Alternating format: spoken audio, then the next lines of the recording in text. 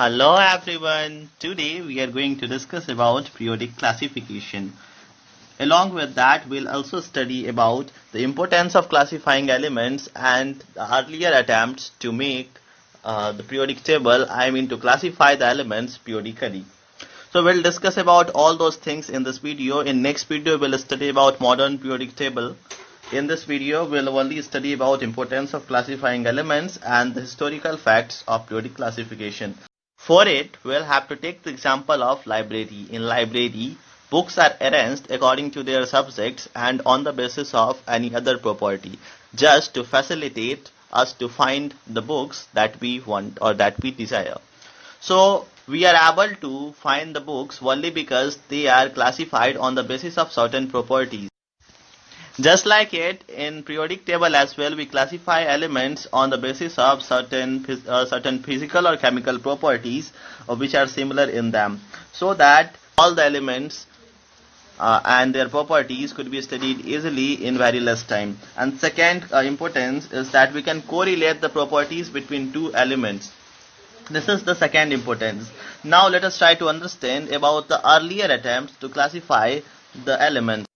In this series, the first name which comes is of John Wolfgang Dobereiner. He was a German scientist who classified the elements on the basis of atomic weight or atomic mass in the year 1829.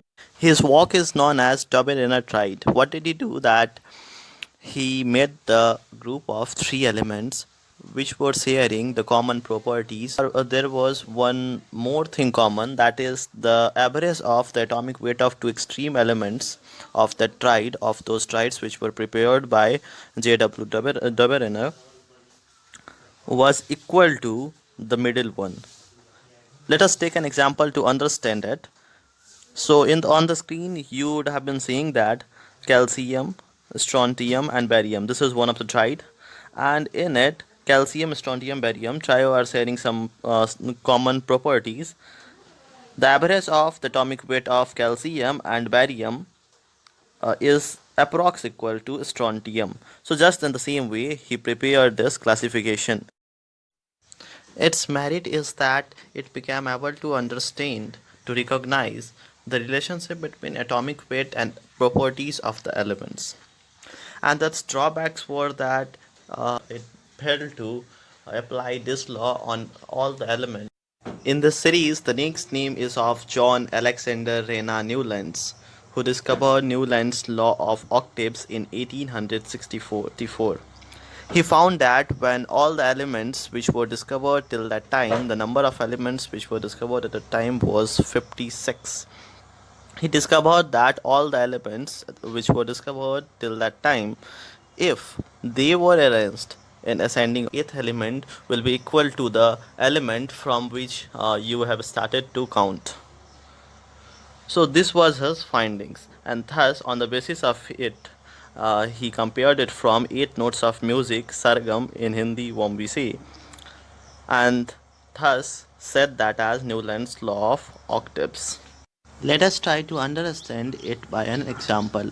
Here on the image, in the image you can see a lot of elements are arranged in ascending order, and then you will be able to see that hydrogen is the first element, and if we count from there, then fluorine will be 8-1, and hydrogen has similar property to fluorine. Just like it, if we count from lithium, then the 8th will be sodium, and the physical properties or chemical properties of lithium is just like sodium, and hydrogen is just like fluorine. Now let us try to understand about its merits. Its merits were, in it, elements were arranged on the basis of its atomic weight, and its properties were changing periodically, or its properties were similar periodically. That's why it became able to identify the similar properties periodically. Now let us try to understand about the drawbacks of this classification. Drawbacks of this classification was that Newland understand that there were only 56 elements in the universe, and after that no any element will come. That's why he arranged this in this way. After the discovery of more elements, it was found that this law is not applicable for those elements which have been discovered now. That law was applicable till only calcium, that is, till the element which has atomic weight of 40. Only after that it could not be implemented. Now let us talk about the Mendeleev's periodic table, which is the major periodic table if we talk about the earlier periodic tables or earlier attempts to make the periodic table. This was made by Dmitry Mendeleev, who was a Russian scientist. He took birth in 1834 and died in 1907.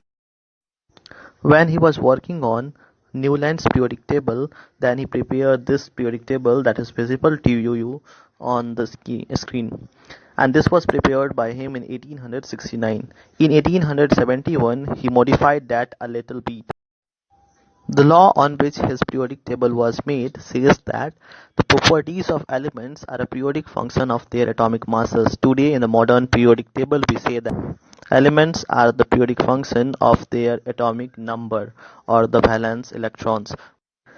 He saw that in various cases elements' properties were not repeating periodically. That's why he thought that rather than considering that as his fault, that as the fault of his periodic table, he thought that at that place there should have to be an element which has not been discovered yet and that may be discovered later. Understanding his laws and other things, this is the modified form of Mendeleev's periodic table when all those elements which were predicted by him have been discovered. Now let us try to understand that what were his predicted elements.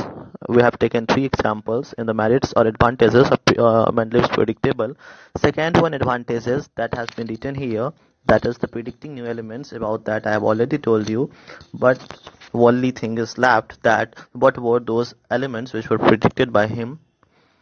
There were a lot of elements, but I have listed only three. First one is Eka aluminum, whose modern name is gallium. Second one is Eka boron, whose new modern name is scandium.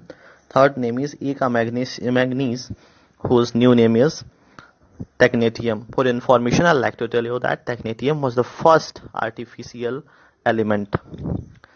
If we talk about the first merit of Mendeleev's periodic table, then that says that this was the first attempt to classify the elements on the basis of their similar properties, and this was the best attempt till that time. Now let us try to understand about the demerits or disadvantages of Mendeleev's periodic table. First one is position of hydrogen. Earlier he was thinking that hydrogen has quite similar property than the halogens. That's why he was in quandary that where to put the hydrogen, in the alkali metals, with alkali metals, or with halogens. But now it has become clear that it has different properties that halogens. Second one is position of isotopes. Since Mendeleev made periodic table on the basis of atomic weight or atomic mass, that's why he felt difficulty that where to put the isotopes. Isotopes are those elements having similar atomic number but different atomic weight or mass. Today we have arranged the elements in periodic table on the basis of atomic number, so there is no any problem of putting isotopes. Third one is anomalous pairs of elements. It means that those elements which should have to be put before any element to make it fit according to the ascending order, according to its atomic weight or atomic mass, but were kept after that. So this was also one of the demerits of Mendeleev's periodic table, and Mendeleev did it just to make it fit according to their properties. Fourth one is those elements which should have to be kept with any group according to their properties were not kept with them just to make them fit according to the atomic weight. So this was the fourth demerit of Mendeleev's periodic table. Wait for another video, or this video has become over. In another video, in next video we'll talk about modern periodic table. Thanks for watching.